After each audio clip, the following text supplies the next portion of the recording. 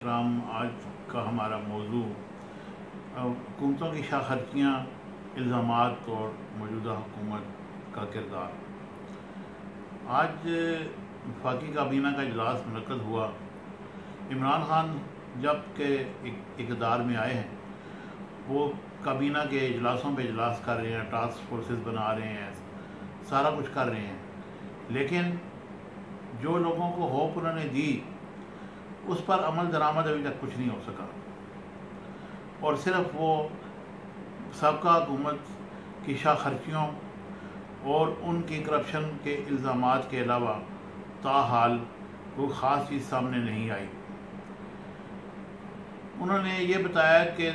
وزیر اعلیٰ پنجاب نے 290 کروڑ روپیہ، وزیر اعظم ہاؤس کا 230 کروڑ روپیہ، گورنر پنجاب کا 140 کروڑ روپیہ 5 سالوں میں خرچ ہوا۔ تو اب جو خرچہ ہو چکا ہے وہ واپس تو آئے گا نہیں، اور ہمیں چاہیے کہ ہم عوام کو یہ بتائیں کہ آگے ہمارا لائحہ عمل کیا ہوگا۔ جو پیسے وہ ڈکار چکے اس کے لیے تو ہماری لا انفورسز ایجنسیز اور ٹاسک فورسز کام کر رہی ہیں، لیکن عوام اس وقت شدید اقتصادی دباؤ میں ہیں۔ پوزیشن یہ ہے کہ لوگ اپنے گھروں کے برتن بیچ کر اپنے اخراجات پورے کر رہے ہیں، اور حالات یہاں تک پہنچ چکے ہیں کہ نوجوان مارا مارا پھر رہا ہے، اس کو نوکری نہیں مل رہی۔ دوائیں لینے جاتے ہیں تو ڈاکٹر ہزاروں روپے کے نسخے ہاتھ میں تھما دیتا ہے کہ جائیں، جا کر بازار سے دوائی لے کر آئیں۔ لوگ اپنے گھر کے چیزیں بیچ کر دوائیں لے رہے ہیں۔ لا اینڈ فورسز ایجنسیز کی یہ حالت ہے کہ تھانے میں اگر کوئی بندہ چلا جائے جس کی کوئی سفارش نہ ہو، جس کے پاس پیسہ نہ ہو، تو اس کی کوئی سنوائی نہیں۔ عمران خان کو لوگوں نے بڑے دبنگ طریقے سے ووٹ دیے، لیکن ان کے پاس جو ٹیم ہے وہ کچھ سست روی کا شکار ہے، اور انہیں اس ٹیم کو موٹیویٹ کرنے کے لیے فوری طور پر کوئی انٹلیکچوئلس کو ساتھ میں لانا ہوگا۔ عوام کے جو ہوپس ہیں ان کو یقین دلانا ہوگا کہ جناب آپ کا ووٹ ضائع نہیں ہوا۔ اب آپ یہ دیکھیں کہ سابقہ حکومت نے 8 ارب کی سبسڈی ہر سال دی میٹرو کے لیے، تو یہ بھی حکومت پر ایک گرام بوجھ ہے، اور یہ سوچ رہی ہے حکومت کہ اس کو چلایا جائے یا نہ چلایا جائے، لیکن ہم تو یہ کہیں گے کہ اس کو چلائیں، پرائیویٹ سیکٹر میں دیں، یا سبسڈی ختم کریں اور جو جائز کرایہ بنتا ہے وہ دیں۔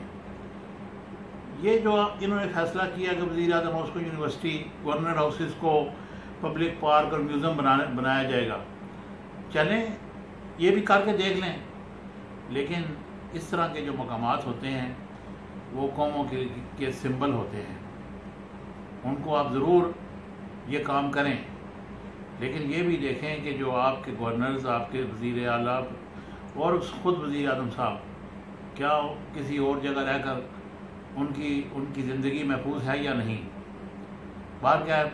حکومت بہتر جانتی ہے کہ اس نے